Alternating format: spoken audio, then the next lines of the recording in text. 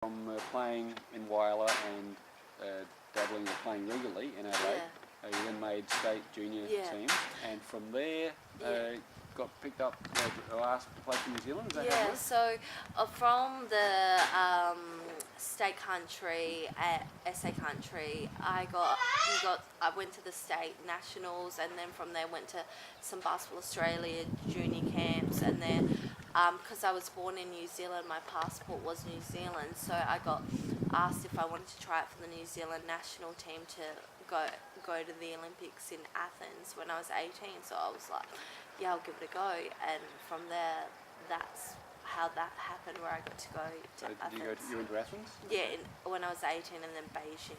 Okay, so you did two Olympics. Yeah. And Commonwealth Games? Was there a Commonwealth Games Commonwealth Games in Melbourne in 2006, I think it was. Okay, so they are unbelievable highlights, especially for a kid who started playing basketball in Whyalla. Yeah. How did that make you feel? I mean, were you overawed? How was the Olympic experience for you? Well, for me, it was incredibly, just to see players that you had watched on TV. For me, being a big basketball fan in general, getting to see some NBA players was just amazing, and then the European players, because being European myself, just to see how they play the game, it was just a fantastic experience. And then to also see Roger Federer and people that are just you watch on TV and just in awe of their brilliance. It was fantastic. So for me, it's a bit surreal to think that I started off in Whyalla as a little 4-year-old, and to be able to go to the 2 Olympics has been amazing. It's a bit shocking, but I feel like it really was, because I was a country kid. I think coming from the country and being from Whyalla, I think you just got a really strong work ethic, because it's a little bit harder to do things in the country than it is if you're, say, a South Australian metro kid, where you've got a bit more facilities, more things available to you, while when in the country it's a lot of sacrifice. If my mum hadn't driven me for hours, I wouldn't be able to get to. So I think when you play, you always play with a bit more of a chip on your shoulder.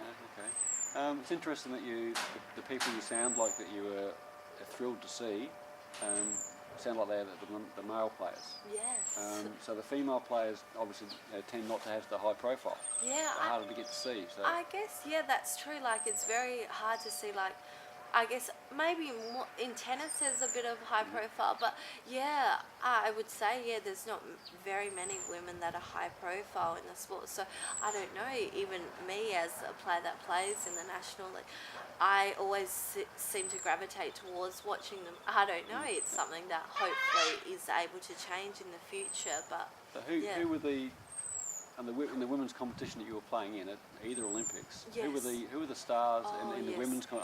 We know of Liz Cambridge and Lauren Jackson for Australia, but who were the players that surprised you, or that you hadn't really seen before? Well, just seeing the Americans like Lisa Leslie, she was phenomenal. So tall but so athletic, just Diana Taurasi, Sue Bird. The skill of the American players is just at that extra level, plus you add their athleticism and the way they play the game. It's just actually something that if you could get young players to watch, it's something that is really needed. They just play at just that extra intensity that I think sometimes we lack.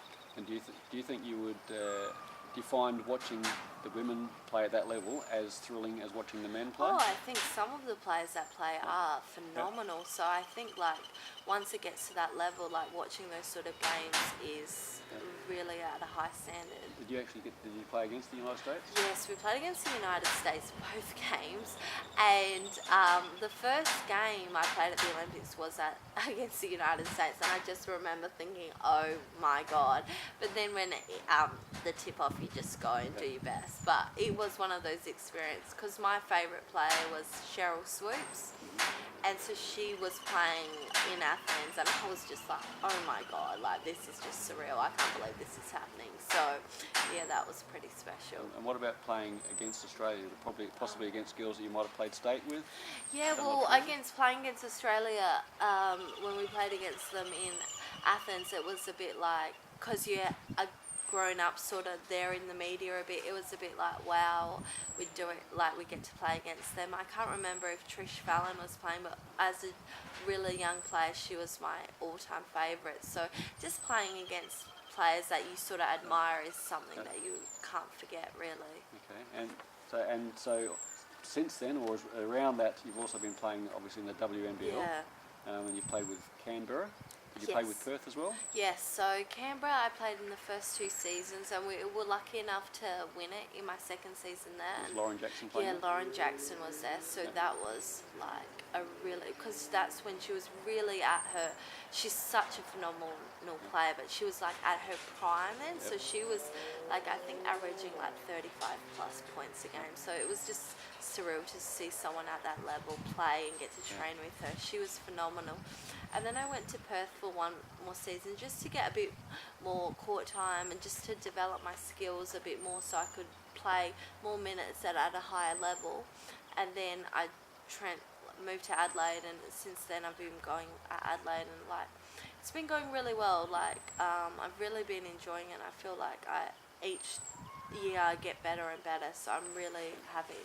And what's life like for a WNBL player? How I'm assuming that most players are part-time players or semi-professional. I'm not sure what sort of salaries they're on, but for training commitments and how hard is it? What's the commitment? Yeah, it's definitely difficult because you've got a lot of training to get in, but you also have to do something else, I think, just for when you finish also, to be able to do something after you finish playing basketball. So we have like 3 team trainings a night, a couple of weight sessions, and also some individuals. So when there's other time, a lot of players study or work part-time, so they're always doing something else. So it's a pretty big commitment, but everyone seems to make it work.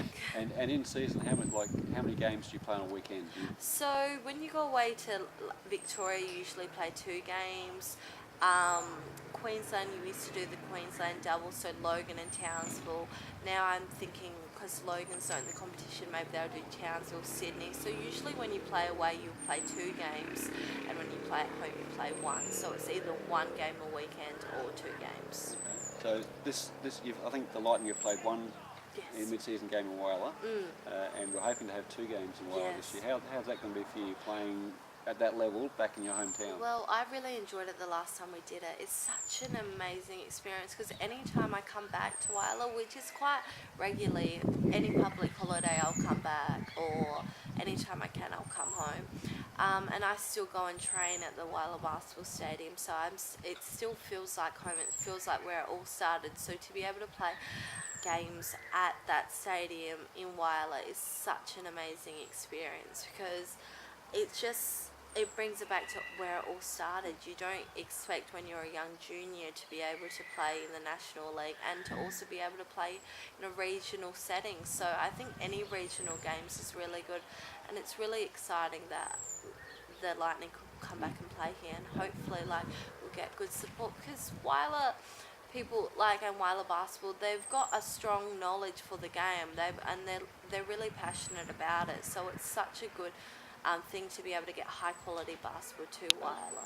Yeah, it is. I am such a big supporter of Whyalla basketball. Anytime I get the opportunity, I'll go out to watch my little sister play. She plays for Bevan at the moment in under 13s, and I'll go and watch her play as much as I can whenever I'm here because I think it's possible for any player in any regional Whyalla, Port Augusta to be able to get to the next level, and I think it really starts back in your association. And I remember when I was going up through Whyalla basketball, it was a very, very competitive, good, very well run. I developed most of my skills in Whyalla and got them fine-tuned in Adelaide. So I think it's so important to make sure that everyone's on board in making it as successful as possible.